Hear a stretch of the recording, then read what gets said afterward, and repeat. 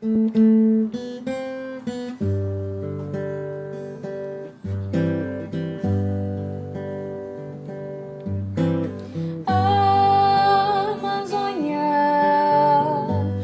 povos das águas, da fauna e da flora, do encontro das águas que brotam da terra, dos bichos que rugem, ecoando seus sons para além da floresta.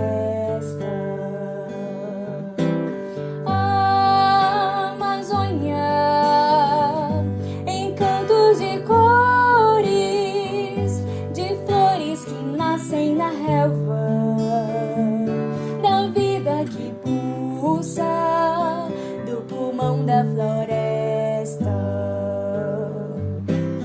A Amazônia, do sol refulgente, da lua iluminar a noite tão bela, de estrelas candentes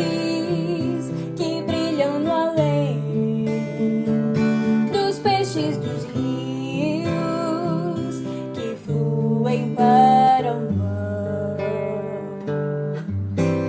A Amazônia, encantos de cores, de flores que nascem na relva da vida que pulsa do pulmão da floresta.